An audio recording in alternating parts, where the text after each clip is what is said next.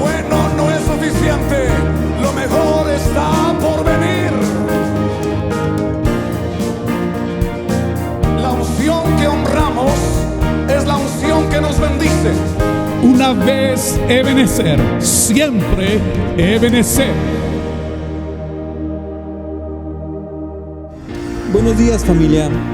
Es un gusto que te hayas conectado el día de hoy.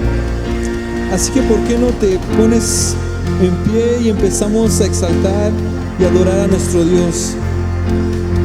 Dios, te agradecemos en esta mañana porque tú eres fiel, porque tú eres bueno. Tú eres digno de recibir toda la gloria y toda la honra, Dios. Toma nuestra alabanza en adoración y en exaltación solamente a ti, precioso Dios. Esta mañana es una mañana de adoración, una mañana para exaltar su nombre.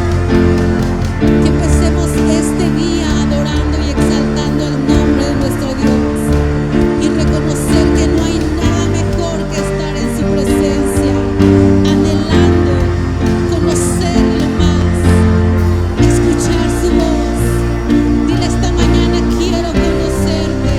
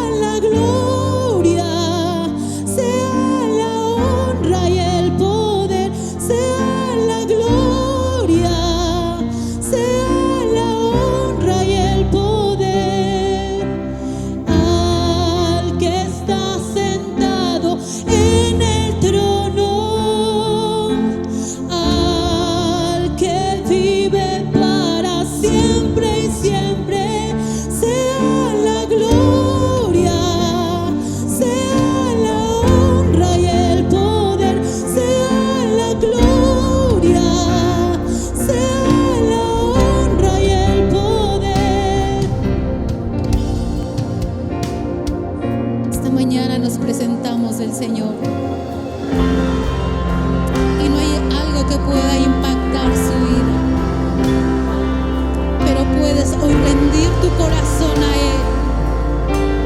Él es quien te ha perdonado, quien te ha levantado. Rinde tu vida esta mañana delante de su presencia.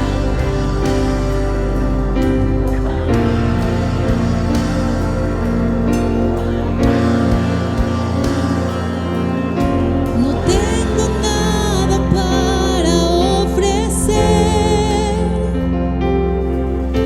nada que te pueda sorprender, solo un corazón quebrantado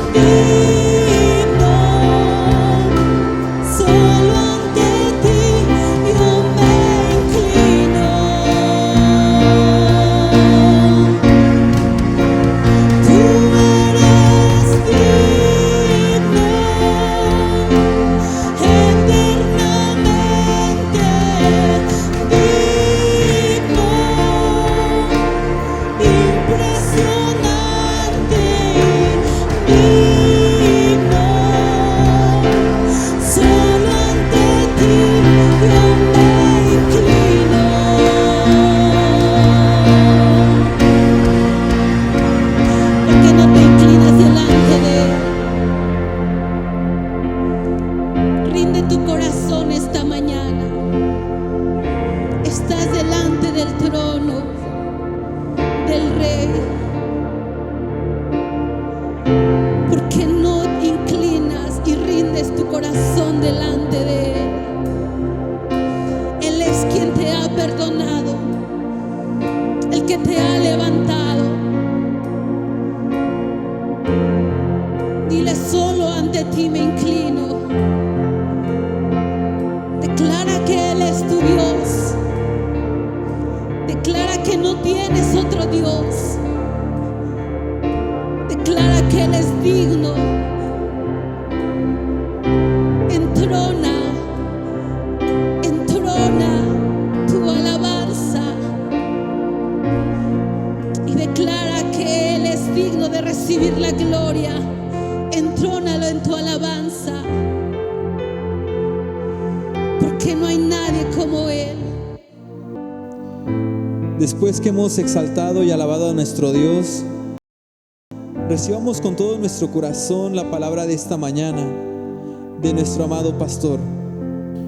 Buenos días, familia Ebenezer, a todos nuestros oyentes, amigos, familiares y a todos los conectados en esta transmisión. Dios bendiga sus vidas. Es un gusto estar con ustedes, un gusto transmitir para ustedes y edificar sus vidas, y es una bendición para mí ser instrumento de Dios. Después de haber adorado, exaltado al Señor, prepara tu corazón para escuchar la palabra de Dios. La semana pasada hablamos de un tema, concluimos 2 temas. La prioridad determina tu bendición. Creo que fue un tema muy interesante. Espero que estés poniendo en práctica esos principios de primero lo primero. Recuerda que ese principio es puesto por Dios desde antes del pecado. Lo reafirmó en la vida de Abraham, nuestro padre en la fe. Cuando iban a conquistar, Dios les dijo: recuerden que es primero. Les recordó y les enseñó a los israelitas como principio de relación cuando estaban en la tierra prometida. Todo eso lo vimos, todo eso lo analizamos. Hoy quiero iniciar básicamente unos temas que van a ser continuos en esta serie de decisiones. Estamos en la serie de decisiones. El año de nuestra congregación es el año de decisiones. Decisiones 2021. Esta mañana quiero hablar con ustedes sobre: en la crisis no abandones el lugar de tu bendición. Repítelo una vez más. Repítelo conmigo. 1, 2, 3. En la crisis no abandones el lugar de tu bendición. Dile a tu vecino: no abandones el lugar de tu bendición. Pero en la crisis no tienes que abandonar el lugar de tu bendición. Yo quiero ir en estos próximos mensajes. Vamos a hablar, vamos a basar esta serie o estas prédicas de los 2-3 domingos que vienen en el libro de Ruth. Vamos a ir al libro de Ruth, por favor. Quiero que abras tu Biblia y leas conmigo el capítulo 1 de Ruth. Vamos a leer los versículos 1 al 6. Dice la palabra de Dios de la siguiente manera: aconteció en los días que gobernaban los jueces, que hubo hambre en la tierra, y un varón de Belén de Judá fue a morar en los campos de Moab, él y su mujer y 2 hijos suyos. El nombre de aquel varón era Elimelech, y el de su mujer Noemí. Y los nombres de los hijos eran Mahalón y Kelión, efrateos de Belén de Judá. Llegaron pues a los campos de Moab y se quedaron allí. Y murió Elimelech, marido de Noemí, y quedó ella con sus 2 hijos. Y murieron también los 2, o sea, Mahalón y Kelión, quedando así la mujer desamparada de sus 2 hijos y de su marido. Entonces se levantó con sus nueras y regresó de los campos de Moab, porque oyó en el campo de Moab que Jehová había visitado a su pueblo para darles pan. ¿Cuántas decisiones has tomado en la vida en las cuales te has arrepentido por las consecuencias que has recibido? Pregúntate, ¿cuántas decisiones? La que sea, en el nivel que sea, en el área que sea, ¿cuántas decisiones? Decisiones u omisiones. Decido no hacer las cosas, decido no estudiar, por ejemplo, decido no ir al trabajo, decido no esforzarme. O sea, ¿cuántas decisiones o cuántas acciones has hecho de las cuales te has arrepentido? Pregúntate. Ahora, ¿estás consciente que en los peores momentos o en la crisis son los peores momentos para tomar decisiones? ¿Has pensado eso? Que en la crisis, en la adversidad o enojados, son los peores momentos para tomar decisiones. ¿Has pensado en eso? ¿Has tomado decisiones en crisis? ¿Enojado o enojada? ¿Has tomado decisiones? Las decisiones en la presión, en el enojo, desesperados o apasionados son las peores decisiones. Apréndelo. Se dice que nadie aprende en cabeza ajena, pero tú has aprendido a través de los tiempos o de las situaciones que has pasado en la vida. Has aprendido, tienes que aprender. Debes estar consciente que las peores decisiones son cuando tienes presión, estás en crisis o estás en arrebatos de carácter. Esta mañana el objetivo de la prédica, tengo un deseo que tú puedas entender mientras escuchas esta prédica, que tú puedas aprender a tomar buenas decisiones y que no tomes decisiones en tiempos de crisis. Otra vez repito, aprende a no tomar decisiones en medio de la crisis. Decisiones en medio de la crisis emocional, en medio de la crisis espiritual, en medio de la crisis matrimonial, por ejemplo. No tomes decisiones en la crisis. No importa cuál sea la crisis, no tome decisiones, porque las peores decisiones son las que se toman en las crisis. También deseo que hagas conciencia que las decisiones que ejecutas en nombre de tu bienestar, en nombre de tu prosperidad, pero sin dirección de Dios, sin la dirección de Dios, y violando principios divinos, principios bíblicos, van a traer consecuencias desastrosas. Repito, debes aprender a estar consciente a no tomar decisiones en la crisis. Número 2, debes estar consciente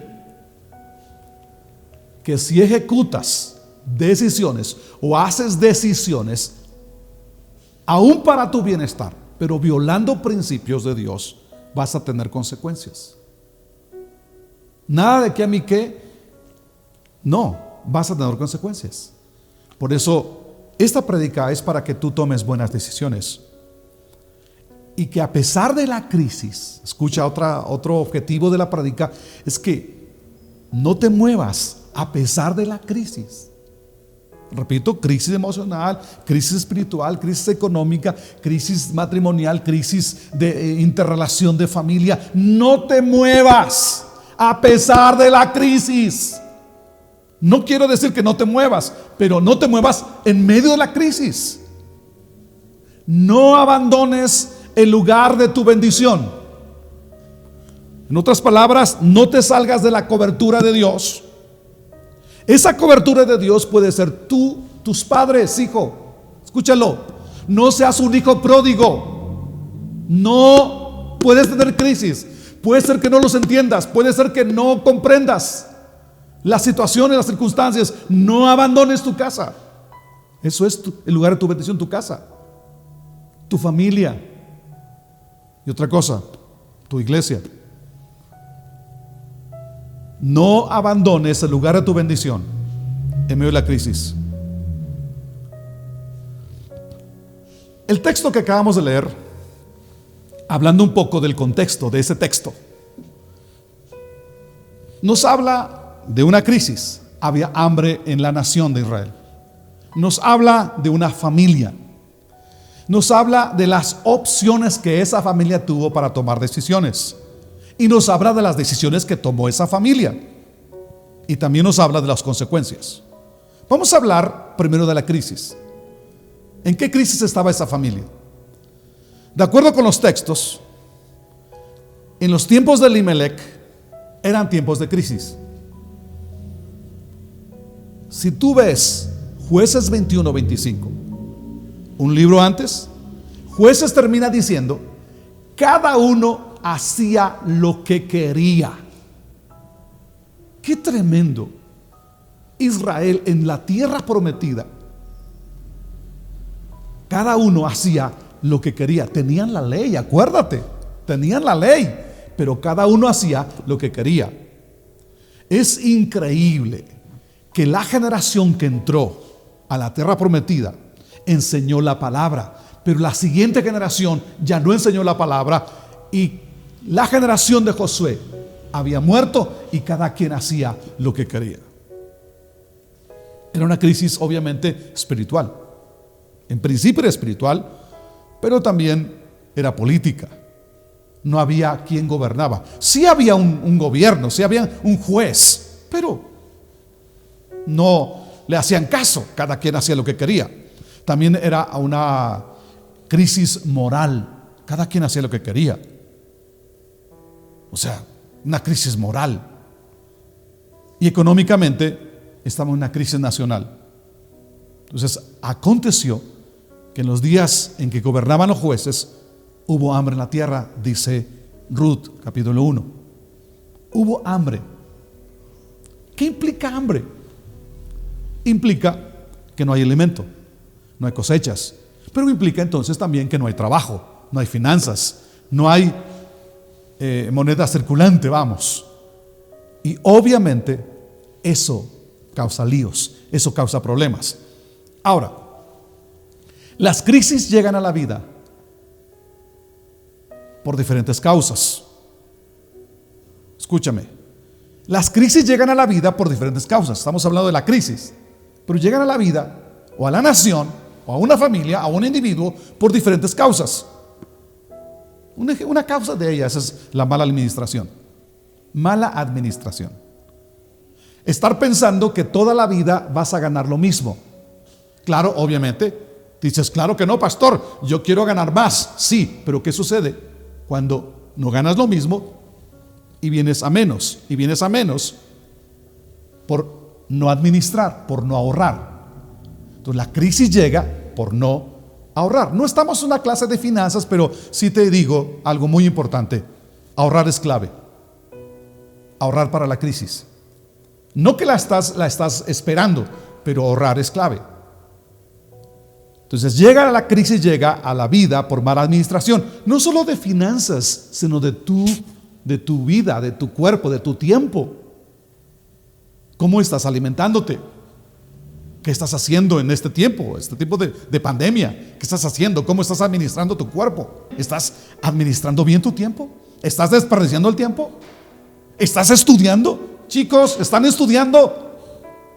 No estoy hablando solo de las clases de la escuela, sino la palabra.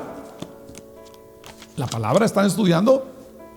Ahora, también la crisis llega por no ser proactivos, por ser perezosos, por ser flojos, indisciplinados, por desperdiciar el tiempo, repito.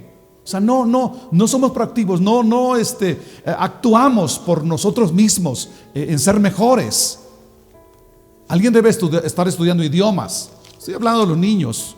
Uno dicen que ya no aprenden mucho idiomas, ya no. Pero los niños, entonces tienen, papás, por favor, Manos a la obra con sus niños, en la palabra y en la escuela.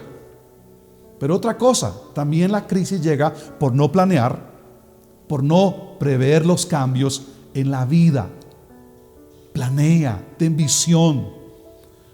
Y la crisis llega también por causas desconocidas. Estamos haciendo bien las cosas, estamos buscando a Dios, estamos estudiando, estamos preparándonos y sencillamente llegan las crisis.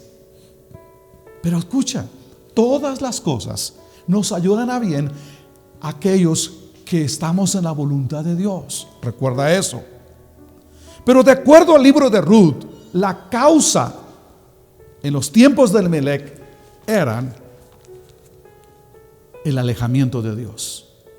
Ellos se habían alejado de Dios y Dios cerró los cielos para esa nación. Él trató con la nación.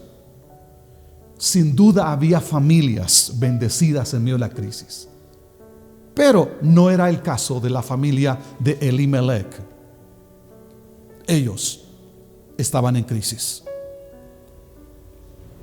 Toda decisión tiene una consecuencia. Otra la mala decisión, otra buena decisión tiene una consecuencia. Cada persona tiene una definición de crisis. Puedes decir, ¿en crisis, pastor, hoy? No, en crisis yo no estoy. Porque cada uno tiene definición de crisis. Cada uno define la falta de recursos de diferente forma. Le voy a contar una anécdota. Se cuenta de un niño rico, un niño bien, que su papá quiso enseñarle el valor de las cosas y cómo vivía él. Vivía muy bien y quiso enseñarle lo que tenía. Entonces el papá determinó llevarlo a un campo, a un poblado rural, a un campo agrícola. Y se fue, agarró su carro, no sé qué marca, si era rico, imagínate qué marca y de cuánto. Se fue a un poblado, muy alejado de la ciudad. Y por allá se fue a las montañas y vio una casa. Por cierto, una casa de madera, un buen patio. Y se estacionó, llegó y le dijo al jefe de casa, le dice, oiga señor, quiero enseñar a mi hijo el valor de las cosas. ¿Por qué no nos permite quedarnos con usted hoy hasta mañana? Y dijo el Señor, usted se ve buena persona. Está bien, pásele. Acuérdate que hay gente muy amable en el campo que te da lo que tiene. Y así era esa persona. Entró a la casa a este señor rico y le explicó a los hijos más o menos la edad de este niño y otros mayores de lo que quería que hiciera o que quería enseñarle al hijo, al junior, ¿verdad? Al junior. Entonces ya se quedaron. Acuérdate que en el campo está su fogón y todos se sientan alrededor y todos felices, jajaja, comiendo frijolitos o comiendo sopa o el bistec azteca, o sea, nopalitos, todos felices y todo va. Ya se quedaron en un lugar muy sencillo, tablas y petates. Al siguiente día, al campo a jugar a todo esto. Para no ser el cuento largo, llegó el día de regresar. El siguiente día regresaron, ya en su carro, asientos de piel y clima y todo. Le dice el papá al hijo, oye hijo, ¿qué aprendiste? No, papá, dice, estos son ricos. Dice, ¿pero por qué, hijo?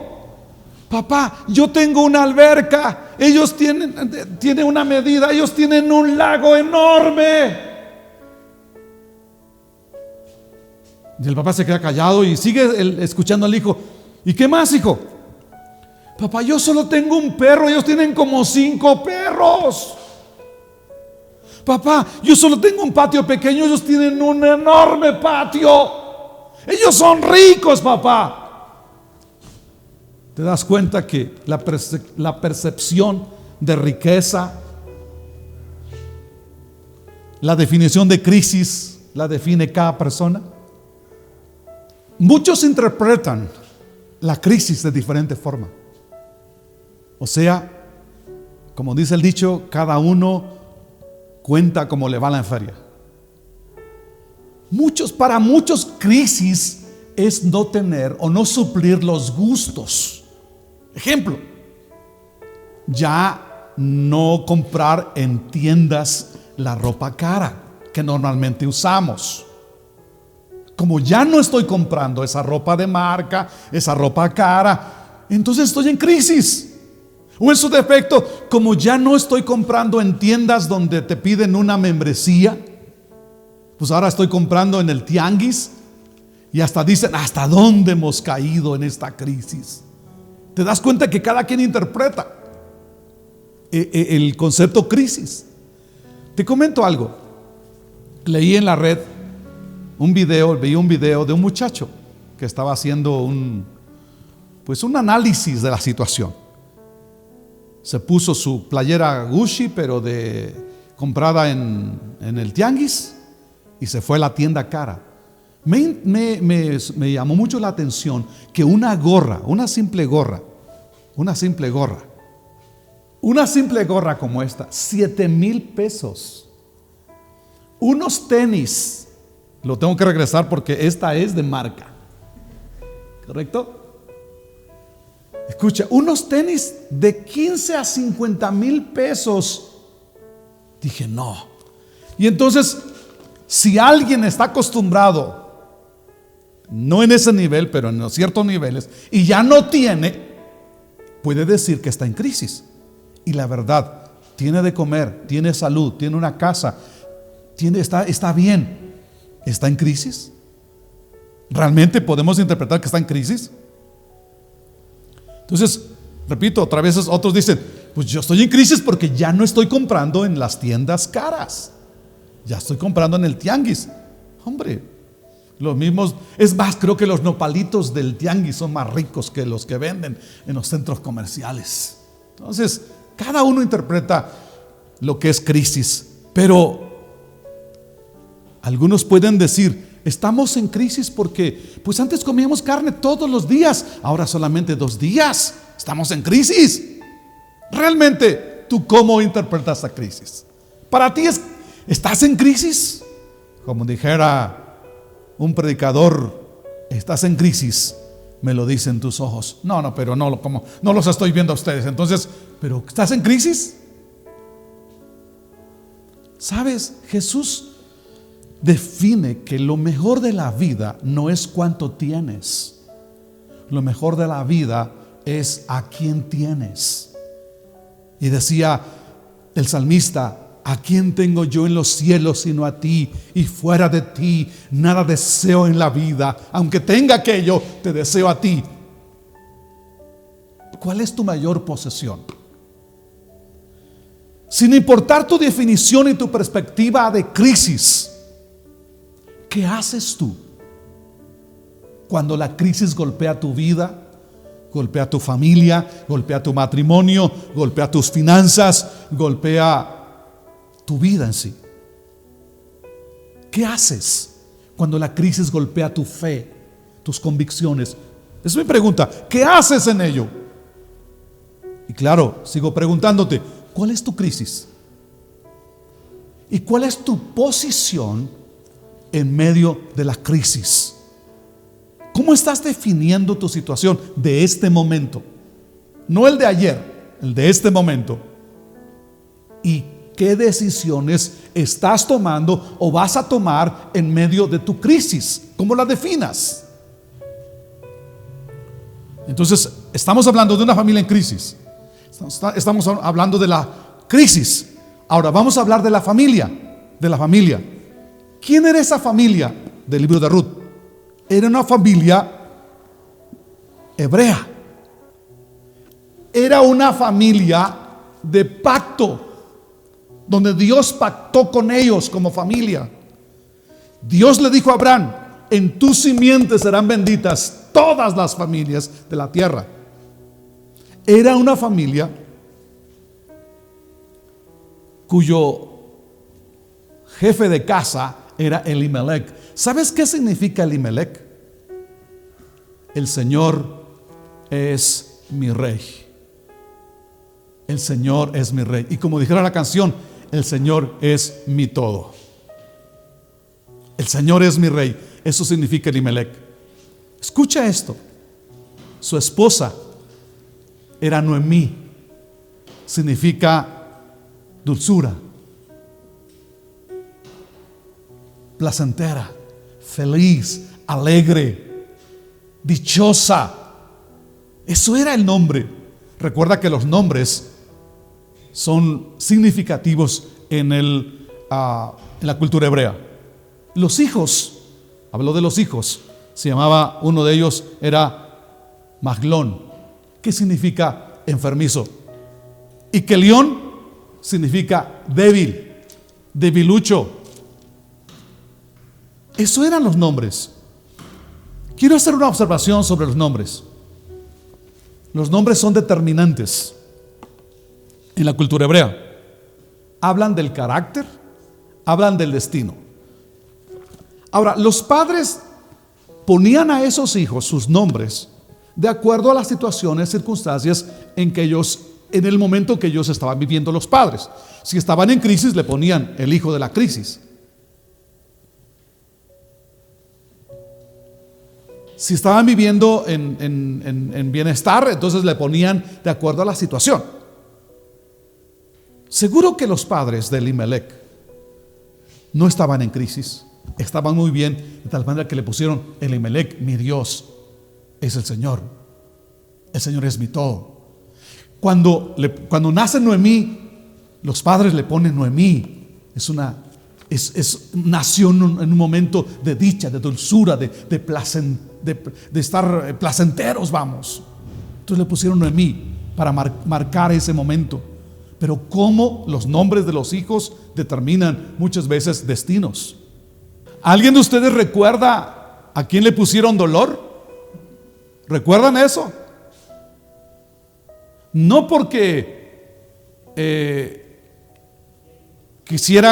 los padres querían que él le doliera el cuerpo todo el tiempo, sino porque nació en esa época, en ese momento del dolor de su madre, y le puso Jabes, dolor. Imagínate. Entonces, definitivamente los nombres son claves. Ahora, para ti, ¿quién es tu familia? ¿Qué valor tiene tu familia? ¿Cómo está tu familia? ¿Qué herencia de bendición tiene tu familia? ¿Eres una familia de pacto en Cristo? ¿Él se ha comprometido contigo? Él te ha dicho, no te dejaré, no te desampararé. Pero estás en crisis. Pero eres una familia de pacto en Cristo. Recuérdalo. Entonces, hemos hablado de la crisis, hemos hablado de la familia. En tercer lugar, vamos a hablar de las opciones en medio de la crisis. La opción que tenía Elimelech y Noemí, tenía dos opciones: quedarse en Belén o irse a Moab. Y solo eran dos opciones. Y algo que quiero que notes, lee tu Biblia y dice, era una familia efrateos de Belén de Judá. 3 palabras: efrateos de Belén de Judá. ¿Sabes qué significa? Viene de la palabra Efraín, efrateos de Efraín. ¿Sabes qué significa Efraín o efrateo? Significa fructífero. ¿Sabes qué significa Belén? Significa casa de paz. ¿Sabes qué significa Judá? Significa alabanza. Yo quiero que tú veas eso. Y Moab significa salido de mi padre. Cuando ellos decidieron irse a Moab, están violando un principio bíblico de Deuteronomio 23:3. Ningún moabita debe entrar en la casa de Jehová, y ningún israelita debe juntarse con un moabita. La razón es Génesis 19:37. Quiero que lo veas, por favor. Quiero que lo veas. La decisión en la crisis. Mire cómo las decisiones, cuando estamos en crisis, cuando estamos con ojos cerrados, con corazón cerrado, con emociones al límite, ¿cómo puedes tomar decisiones y vas a tener consecuencias? Vamos a Génesis 19:37. Es que Moab es clave en esto. Dice: cuando la hija mayor dio a luz un hijo, le puso por nombre Moab. Él llegó a ser padre de la nación conocida ahora como los moabitas. ¿Sabes quiénes son los moabitas? Son los hijos del incesto entre Noé y su hija. Y Dios dijo no. Además, ellos fueron enemigos de Israel. Quiero ir a esta parte. ¿Por qué Lot cometió incesto? O sea, tú dices, ¿por qué? Vamos a Génesis 19. Regresa a ese capítulo 19, versículo 30. Lee conmigo esto. Tiempo después, Lot abandonó Zoar porque tenía miedo de la gente de allí y fue a vivir a una cueva en las montañas junto con sus dos hijas. Escúcheme esto. Hay un contexto en todo esto. Dios, en primer lugar, determinó destruir Sodoma y destruir Gomorra. Lo determinó por su pecado. Por intercesión de Abraham. Bueno, un detalle importante. Lot fue poniendo poco a poco su casa hasta Sodoma. O sea, aguas con eso. Poco a poco se alejó y se fue a meter a la ciudad de Sodoma. Dios, por el pecado, iba a destruir Sodoma. Por intercesión y oración de Abraham, el padre de la fe, es su tío, Dios dijo: está bien, por tu intercesión voy a sacar a Lot. Ahora, la orden del ángel que fue enviado para sacar a Lot y a su familia fue esta: vámonos y no miren hacia atrás.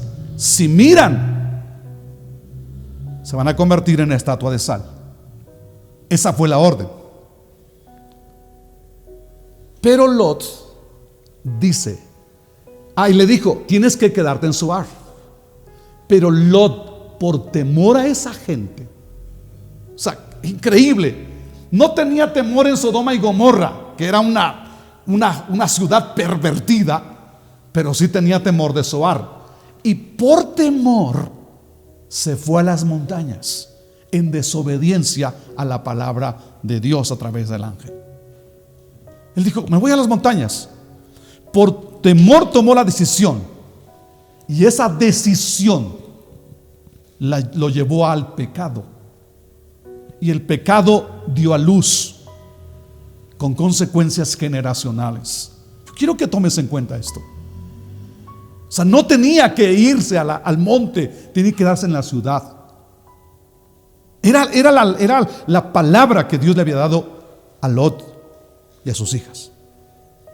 Ahora, Elimelech, por ignorancia, yo creo que por ignorancia, la palabra de Dios, o quizá con conocimiento, se fue a Moab cuando no tenía que irse a Moab. Ellos se movieron por necesidad o por gusto, porque pensaron que Dios no iba a ser fiel en Belén. Es obvio que Belén está en crisis, y escucharon, aguas con eso, escucharon que Moab, hombre, estaba era todo felicidad en Moab, había todo en Moab. ¿Quién no quiere todo? Y entonces se movieron a Moab. Dejaron Belén, dejaron el lugar de su bendición. Pregunta: ¿acaso era la única familia en crisis? ¿Por qué tuvo que ser? ¿Por qué tuvo que moverse? ¿Por qué no los demás? Solo pregunta. ¿Sabes qué? Optó por lo fácil. optó por lo fácil. Lo fácil en la vida es común para los que fracasan. Escúchalo bien. Lo fácil en la vida es común para el fracasado. Lo que cuesta es lo que te lleva al éxito. Si todo fuera fácil, está dicho, o el dicho dice, si todas las cosas fueran fáciles, cualquiera las haría. Y escúchame bien, nada en la vida es fácil, pero muchos optan por lo fácil. Quiero decirte algo. Muchos no quieren pagar un precio. Y hablo a los chicos, voy a hablar a los chicos, a los muchachos, a los jovencitos. Pagar un precio para estudiar. Es preferible estudiar al lado de tu casa que a donde tienes que trasladarte 2 horas. Es muy complicado. Mi hija se iba de aquí hasta Xochimilco 2 horas todos los días. Creo que tenía que tomar 2 metros o 3 para llegar a su escuela. Y ahí la veías. Y por eso te digo, no es fácil. Yo tenía que levantarme a las 4:30 de la mañana todos los días para ir a la secundaria. 1:30 de camino. Entrar a las 7 de la mañana. Era un niño, 12 años. Y todos los días. No es fácil nada. Nada es fácil en la vida. Pero mucha gente opta por lo fácil. No enfrenta las situaciones, las circunstancias. No enfrenta para permanecer en el lugar de su bendición. Si cumplir metas y sueños, hay que afrontar lo que sea. Afróntalo. Dios está contigo. Él no te dejará. Solo decide caminar en sus propósitos, en sus planes y estar en el lugar de tu bendición. Tienes que permanecer fiel a tus convicciones a pesar del costo que sea. No importa, permanecer firme. Recuerda, Elimelech decidió irse a Moab. Hemos hablado de la crisis, hemos hablado de la familia, hemos hablado de las opciones en la crisis. Ahora vamos a hablar de las decisiones. El cuarto aspecto, las decisiones. No vemos en la escritura que Elimelech esté orando a Dios para tomar la decisión, para ser guiado por Dios. Elimelech toma la decisión por emociones, porque escucha que hay alimento en Moab. Entonces, importante, ¿por qué escuchó? Ni siquiera le constaba que de veras era verdad, solo escuchó. Elimelech tomó decisiones con base a su estómago, con base a sus anhelos. No eran malos de tomar decisiones por bien de su familia, pero no tomó decisiones con base a la voluntad de Dios, que eso es clave, eso es clave. Es mejor estar en la voluntad de Dios que fuera de la voluntad de Dios. Cualquiera de nosotros haría todo lo posible por el bien de su propia familia. ¿Quién no haría? ¿Qué padre, qué madre no hace todo lo posible de tener bien a su familia? Como debe ser. Como cristianos hay que hacer lo necesario para tener bien a nuestra familia. Pero siempre y cuando bajo la dirección de Dios. No te olvides eso. Toda decisión tiene que estar bajo la dirección de Dios y bajo los principios de Dios, sin violar principios de Dios. Es importante. No debemos hacer las decisiones con base a las necesidades fuera de la voluntad de Dios. Elimelech y su familia, o sea, los 4, el papá, la mamá y los 2 hijos, dejaron el hogar, dejaron su ambiente para irse a la tierra de Moab, donde no era su ambiente y no era su pueblo. Yo quiero que observes algo. Se van por la necesidad, toma las decisiones de irse a Moab por la necesidad. Pero recuerda, para irse a Moab es regresar hacia el sur. Entonces tienen que pasar por el desierto. Seguramente en Elimelech y Noemí les contaron lo que Dios había hecho en el desierto por ellos. Tuvieron que usar el río Jordán. Y seguramente sus padres, sus abuelos les contaron cómo Dios hizo que el pueblo pasara en seco. Llegaron también, pasaron por Jericó. Y seguramente sus padres les contaron cómo Dios derribó de manera milagrosa las murallas de Jericó. Y uno se puede preguntar, ¿acaso no eso les hace reflexionar de sus decisiones? ¿Acaso eso no les hace pensar qué estamos haciendo? Dios puede bendecirnos aquí en medio de la crisis. Pero sabes, cuando los corazones ya están en Moab, aunque les digas no lo hagas, no te vayas, no tomes esa decisión, cuando su corazón ya está allá, ya no los puedes cambiar. La decisión que tomes no tiene que ser por lo que oyes allá o por un bienestar fuera de los principios de Dios. Cuando Elimelech tomó la decisión de irse a Moab en medio de la crisis, sus decisiones fueron equivocadas con resultados negativos. Su decisión fue su destrucción. Apréndete esa frase. Su decisión fue su destrucción. Porque en medio de Moab no encontraron la mejor vida, encontraron la peor vida. Por tanto, no decidas por emociones, no decidas por sentimientos. Moab no te va a acercar a Dios. Moab te va a alejar de Dios. Moab va a sacar la fe en Dios y va a quitar esa fe en Dios. Porque escúchame, no todo lo que brilla es oro. No decidas solo por lo que oyes o por lo que piensas que está bien.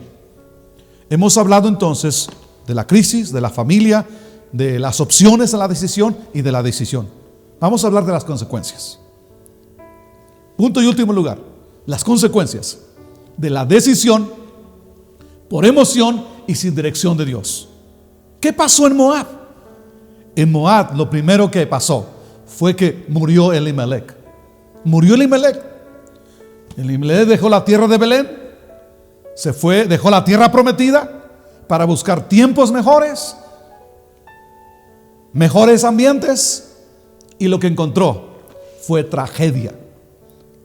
Cada vez que un hijo de Dios decide irse a Moab, va a encontrar muerte. Estoy hablando muerte física, no necesariamente. Va a encontrar muerte a su fe, muerte a sus convicciones, muchas veces muerte a sus sueños. Pensó que era mejor Moab que Belén. Normalmente cuando alguien sale de la cobertura del lugar de la bendición, de la cobertura espiritual, el pecado va a prevalecer. Y algo importante que quiero que veamos: cada vez que alguien se sale de la cobertura de Dios, la cobertura espiritual de su vida, de Dios, de su familia o de la iglesia, ¿sabes un pecado que prevalece cuando alguien deja la casa, el lugar de la bendición? El pecado es sexual. Pastor, ¿qué está diciendo? Cuando el hijo pródigo dejó la casa, ¿cuál fue el pecado que prevaleció en su vida? Cuando Lot desobedeció a Dios, ¿cuál fue el pecado? Cuando salimos de la cobertura de Dios, sencillamente hay problemas serios. ¿Cuál fue? ¿En qué se enredaron los hijos de Elimelech? En casarse con moabitas, en tomar decisiones de ese tipo. ¿Te acuerdas de Sansón? ¿Te acuerdas de David? Cuando dejamos esa comunión con Dios, cuando dejamos esa parte de estar en comunión con el Señor, uno de los pecados que sale así es el pecado sexual. David, Salomón mismo amó a las mujeres cuando dejó la comunión con Dios. En Moab murió Elimelech. ¿Sabes? En Moab muere la autoridad. En Moab muere la cabeza, la autoridad. Puede ser el padre, puede ser la madre. El enemigo siempre va a buscar la cabeza. Siempre va a matar la cabeza. Si el enemigo destruye la cabeza, va a destruir el hogar. Si el enemigo logra destruir el matrimonio, va a destruir el hogar. Alguien puede decir, no estoy hablando de destrucción física. No estoy hablando que los sueños ya no se van a lograr. Sí, no estoy hablando de eso. Estoy hablando en el ámbito espiritual. Después de la muerte de la cabeza, los hijos hicieron lo que quisieron. Se casaron con las chicas moabitas. En Moab, los hijos se pierden. Escúchame esto. En Moab, los hijos se pierden. El padre fue a Moab, los hijos se perdieron. En Moab, comprometes tu fe. En Moab comprometes tu estilo de vida. En Moab comprometes tu destino eterno incluso. Los hijos se casaron. Se supone que la boda es un tiempo de bendición, un tiempo de gozo, un tiempo alegre. Sin en cambio, ellos se casaron, pero murieron. No estoy diciendo nada en tu contra. Solo quiero que observes, quiero que pienses. En Moab se encuentra la muerte. Quiero que recuerdes eso. ¿Quién los llevó a las decisiones? A estos hijos, los padres. En tercer lugar, en Moab mueren los hijos, mueren los jóvenes. Y sabes, en Moab no hay descendencia. En Moab muere la esperanza, en Moab muere la fe en Dios y obviamente el amor a Dios. En Moab no hay frutos para Dios. Y en Moab se amarga la vida. Es un tema que vamos a hablar posteriormente, como cuando Noemí regresa hacia Belén. La gente le dice, bienvenida, qué bueno que llegaste, Noemí. Y dice, momento, no me llamen Noemí, llámenme Mara, porque en gran amargura he estado. Y dice, y Dios me ha amargado a mí por todo lo que me ha pasado. Recuerda eso. Entonces, yo quiero, ya cerrando este mensaje, yo quiero que observes, quiero que vayamos a una aplicación. Los lugares, los nombres propios, los acontecimientos en el Antiguo Testamento tienen una aplicación en el Nuevo Testamento. En el Antiguo Testamento es físico, el Nuevo Testamento tiene una aplicación espiritual para la vida. Así como la roca, el pan era físico, el Nuevo Testamento es algo espiritual. Moab, recuerda, es salido del Padre. ¿Conocen? Ya vimos la historia. Otra cosa, Belén y Moab en el Antiguo Testamento son lugares físicos, son geográficos. El Nuevo Testamento tiene una aplicación espiritual. Sabes, Belén representa el lugar de tu bendición. Belén representa el ambiente de bendición. Es la comunión con Dios, representa tu familia, representa la iglesia. Moab representa ese sistema del mundo. Escúchame esto, Moab representa el sistema del mundo. Mundo no estamos hablando del aspecto geográfico, sino la naturaleza, el ambiente, el clima, ese sistema con leyes contra Dios. Eso es Moab. Moab es un ambiente, repito, Moab es un ambiente de perversión. Moab es un ambiente de perdición. Moab es un ambiente donde pierdes los sueños para Dios, los sueños de amor a Dios, los sueños de obediencia a Dios, los sueños de dar honra a Dios y dejar una descendencia que honre a Dios. Moab es eso. Ahora, en Moab, repito, muere la autoridad. A falta de autoridad, a falta de cabeza, en este caso los padres, cuando los padres no tienen autoridad en casa, los hijos hacen lo que quieren. ¿Por qué? Porque Moab tiene, el anhelo, ese ambiente de perder a los hijos. Y Moab también representa a los moabitas modernos, a personas. Esas personas que te apartan de Dios, que te destruyen espiritualmente. Los moabitas o las moabitas van a destruir tu fe y van a desviar tu alma.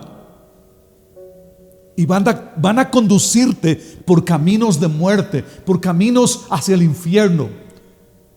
Moab es un ambiente. Moab es un clima. Por eso Jesús dice, estamos en el mundo, mas no somos del mundo. Es un ambiente Moab. Moab. En Moab vas a encontrar a Orfa, una de las nueras de Noemí. Y Orfa significa terquedad, necedad, obstinación, la que da la espalda y que se vuelve a sus dioses. A Orfa vas a encontrarla en Moab. Orfa es la que le gusta la idolatría. Y no solamente hablo de idolatría en el sentido de figuras que representan a Dios o representan a ciertos santos. No hablo solamente de eso. Orfa representa a la idolatría en el sentido de amarme a mí mismo, proveerme a mí mismo. Eso es Moab. Es un ambiente de sensualidad y de fornicación. Eso es Moab. Eso es el ambiente de Moab. Ahí está Orfa. Orfa son amigas que no te ayudan a caminar en Dios. Orfa son amigas que no te lanzan a seguir al Dios de Israel, sino son amigas que te alejan del Dios de tus padres. Orfa, sencillamente, son personas que te conectan con Moab y te desconectan de Dios. Recuerda, en Moab murieron los hijos, muy jóvenes y no tuvieron descendencia. En Moab no puedes dar fruto espiritual. No puedes estar en Moab y querer honrar a Dios. No se puede. No hay una nueva generación que surja, que ame a Dios estando en Moab. En Moab se pierden las generaciones. No solamente una persona, no solamente los hijos, sino se pierden las generaciones. ¿Sabes? En Belén, el enfermo y el débil vivían. En Moab, el débil y el enfermo se murieron. Moab compromete tu estilo de vida. Moab compromete tu destino eterno. Quien se va a Moab pierde la comunión con Dios. Quien se va a Moab pierde su fe, pierde sus convicciones. Y aprendamos entonces que las decisiones que se hacen por un bienestar, sin la dirección de Dios, sin el plan de Dios, sin la bendición de Dios, sencillamente terminan en destrucción. Y las consecuencias son generacionales. Por lo tanto, debes estar alerta ante las decisiones que tomes en medio de la crisis. Esas crisis pueden ser, ya lo dijimos, económicas, pueden ser de trabajo, pueden ser matrimoniales, familiares o de iglesia. Si partimos o se adelanta un ser que amamos, estando en Belén, en medio de la comunión con Dios, en los caminos de Dios, eso está en los planes de un Dios sabio y omnipotente. Y además, desde la perspectiva divina, si alguien parte en comunión con Dios, estando en Belén, aún en medio de la crisis, sabes, para Dios es ganancia. Pero si perdemos a un ser querido por haber ido a Moab, por haber decidido irse a Moab y fuera de Dios, lo vamos a perder para siempre. Y no hay remedio. Recuerda, la paga del pecado es muerte, mas la dádiva de Dios es vida eterna. El pecado es una puerta a las maldiciones. Es un camino o es una puerta que deja entrar al enemigo. El pecado da derechos al diablo. Recuerda a la mujer encorvada, que el diablo dice, Jesús le había atado por 18 años. Recuerda al gadareno. Recuerda, Jesús dice que Él vino a liberar a los cautivos. El pecado cautiva y obviamente da muerte. Decide desconectarte de personas que te están llevando a Moab. Decide desconectarte. Cuidado, no tomes decisiones de ir a Moab. mejor busca personas que te conectan con Belén. Moab, por último, compromete tus valores y tus valores espirituales. Cuando alguien deja Belén, Belén de Judá, alguien deja la casa de pan, alguien deja la alabanza, el dar gloria y honra y adoración al Señor. Cuando alguien deja la fuente de su alimento y deja de honrar y exaltar al Señor, compromete su vida espiritual. Recuerda, el verdadero pan es Jesús. El verdadero pan es Jesús. No dejes a Belén, no dejes a Jesús. Es tu verdadero alimento en medio de la crisis. La decisión que tomó Elimelech, motivada por el estómago, por la carne, fuera de la dirección de Dios, sencillamente le trajo destrucción. Comprende, Moab no va a saciarte. Compréndelo, por favor. Moab no va a saciarte. Moab no va a satisfacerte. No es una buena decisión dejar al pan, al verdadero pan, para buscar pan de miseria espiritual en Moab. Si alguien deja Belén de Judá, si alguien deja de alimentarse del verdadero pan para buscar algarrobas, alimentándose de la música, alimentándose del lenguaje de Moab, no será saciado. Si alguien quiere llenar su corazón del pan de Moab, caminando en la conducta, en las perversiones, adulterio, fornicación, borracheras y toda clase de perversiones en Moab, nunca será saciado, aún encontrará la muerte. Y no hablo de muerte física simplemente, hablo de una muerte espiritual. Alguien puede preguntar: pastor, entonces ¿qué pasa con los que se van al ambiente de Moab y aparentemente no pasa absolutamente nada? Y aún estando en Moab, oran, leen la Biblia, van a la iglesia y no les pasa nada. Pastor, ¿qué sucede? Te voy a decir algo. Estoy terminando y quiero que captes esto. Recuerda que Elimelech no le pasó, no murió inmediatamente cuando pisó las tierras de Moab. Pasaron unos años hasta que lo sembrado dio fruto. ¿Por qué aparentemente no pasa nada cuando alguien deja Belén? ¿Por qué? Te voy a decir algo. Por los residuos de la unción. Por los residuos de la unción. Cuando tú trozas un árbol, no se secan las ramas inmediatamente. Tarda tiempo hasta que llega el momento donde ya no hay savia para alimentar las ramas, y entonces se seca. Pero hay algo importante. Por eso muchas veces dice, alguien deja la iglesia, deja la comunión con Dios, deja su casa y no le pasa nada. Hasta dice, qué bueno que ya no voy a la iglesia, qué bueno que ya me alejé de la congregación, qué bueno que ahora no es culto, ahora es baile y me va de maravilla. Sí, primero alguien está orando por ti, pero ten cuidado, eso va a terminar hasta que te acostumbras, a menos que vuelvas cual hijo pródigo. ¿Por qué? Vas a perder la sensibilidad espiritual y todo moabita se va a acostumbrar, todo se va a volver normal. Y repito, vuelves a decir, esto es lo que necesitaba, qué bueno que me liberé de culto y culto y culto, ahora es baile, baile, baile, me liberé, soy feliz. Pero cuidado, repito, el árbol cortado tarde o temprano se va a secar. ¿Sabes para qué sirve las ramas secas? Para el fuego. Para quien ha probado la gracia de Dios, para quien ha vivido en la tierra prometida, si tomas decisiones equivocadas y dejas Belén para irte a Moab, va a llegar el momento en que Moab no va a saciarte.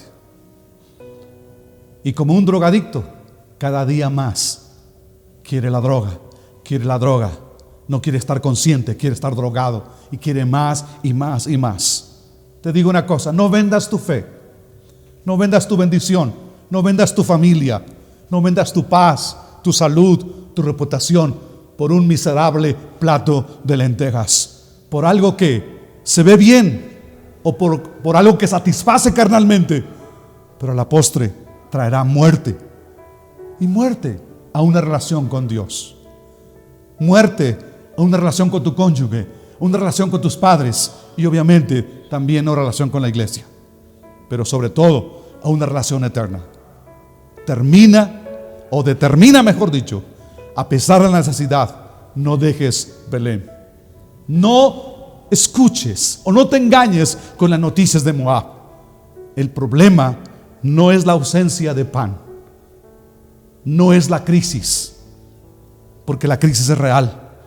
La cuestión son las decisiones que se tomen en medio de la necesidad sin dirección de Dios. Las decisiones que tomó Elimelech en medio de la crisis fueron equivocadas, con resultados catastróficos. Su decisión, como repito, fue su destrucción. Belén es tu comunión con Dios. Belén es tu familia. Belén es tu casa. Belén es tu iglesia. Belén es tu matrimonio. La crisis puede golpear, puede llegar a tu vida, pero en medio de todo, si estás en la roca, si tu fe está en Cristo, estarás firme a pesar de lo que suceda, a pesar de lo que pase. Dios es tu fortaleza, Dios será tu consuelo, Dios será tu brazo fuerte en medio de todo. Entonces, al permanecer firmes en medio de la crisis, no vamos a perder, o no pierdas, mejor dicho, la perspectiva de que Dios es bueno todo el tiempo.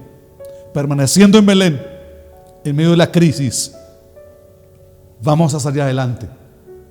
Nunca te muevas sin dirección de Dios. Nunca te muevas sin dirección de Dios, a pesar de la crisis. Quiero que te pongas de pie esta mañana. Ponte de pie. Yo necesito que esta mañana tú decidas no tomar decisiones en base a tus emociones, o con base a tus emociones, o con base a tu necesidad, sin dirección de Dios. Toma decisiones siempre basados en la voluntad de Dios. Las situaciones quizá no cambien, pero las emociones deben estar firmes en Dios. No siempre cambiar de lugar cambian las circunstancias. Aprende esto. No siempre cambiar de lugar van a cambiar las circunstancias. No siempre, repito, cambiar de lugar van a cambiar las circunstancias. Muchos, hablando de iglesia, muchos cambian de iglesia pensando que la iglesia es culpa de sus problemas, es culpa de sus situaciones, es culpa de tantas cosas que le pasan a ese individuo. Sin en cambio, se cambian de iglesia, pero los problemas continúan, porque el problema no es la iglesia, el problema somos cada uno de nosotros. En esta pandemia con templo cerrado, muchos creyentes en muchas iglesias cambian de iglesia. Te digo, pero no es la solución. Quiero que esta mañana le digas a Dios: no quiero moverme del lugar de mi bendición, mi comunión contigo, Señor, mi familia, mi matrimonio, mi casa y mi iglesia. Que la crisis no me mueva. Dile: Señor, quiero estar firme en donde es mi casa, mi familia, mi matrimonio. Hay crisis, entendemos las situaciones. No hay matrimonio perfecto, no lo hay. No hay familia perfecta, no hay iglesia perfecta, pero el lugar perfecto es Dios, su voluntad y su plan. Dile: Señor, pero algo antes de terminar.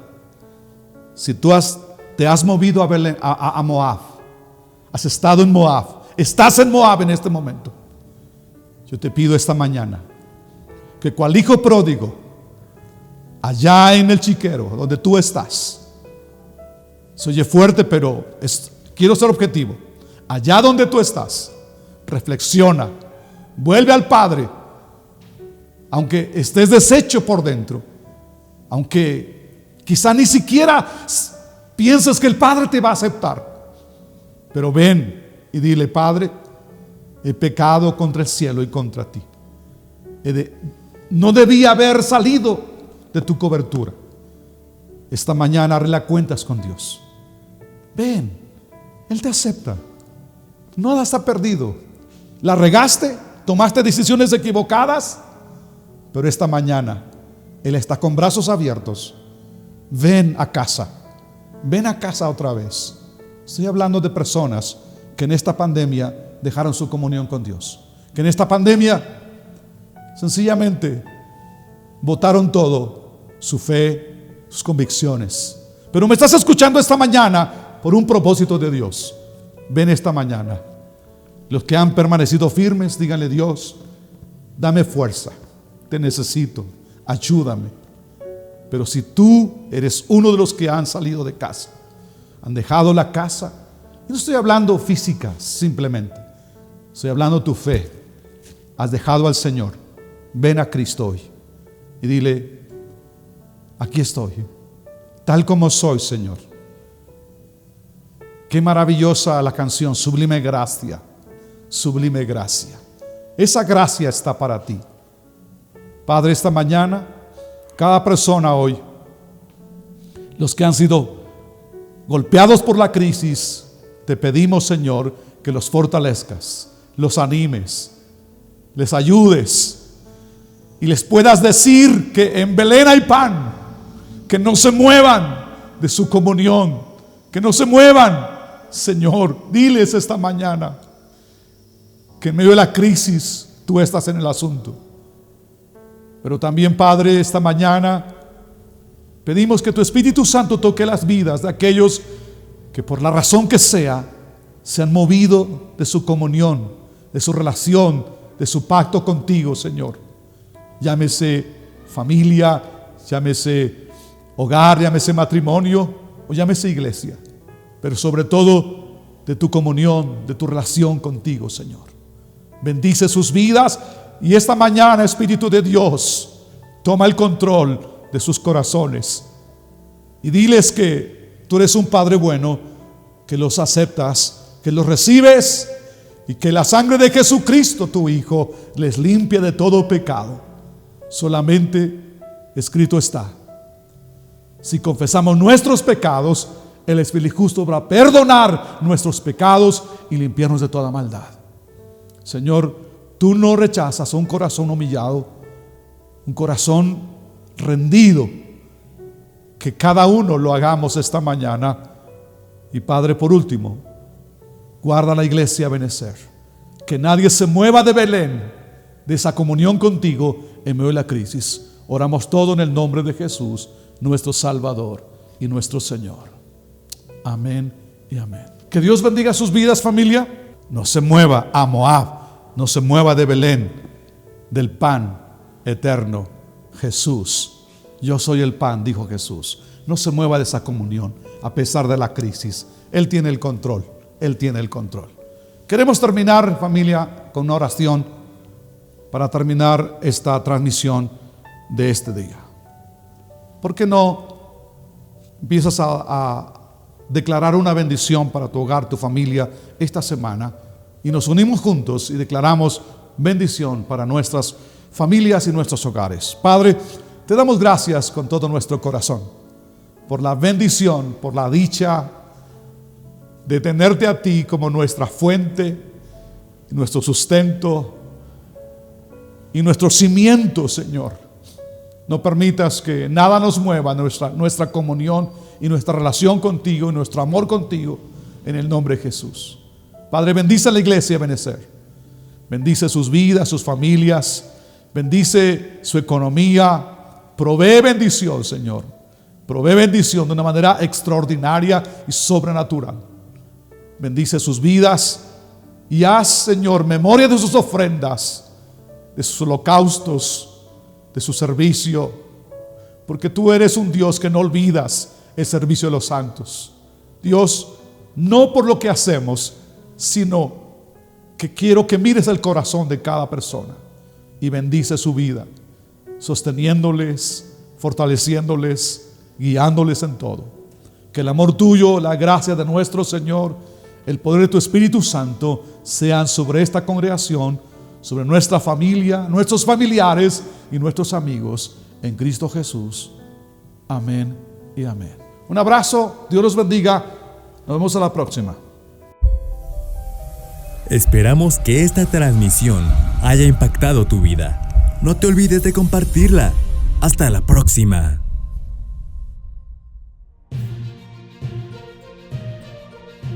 Y queremos decirte que una vez que termine todo esto y volvamos a abrir nuestras puertas, hay un lugar para ti y tu familia en nuestra casa. Nos encantará verte en Ebenezer. Estamos en calle Chichimecas, número 79, Colonia Ciudad Azteca, Ecatepec de Morelos, entre Sacerdotes y Segor, a una cuadra del metro Ciudad Azteca, de la línea B. Dejaremos nuestra dirección y contactos en la descripción de este video. ¡Te esperamos!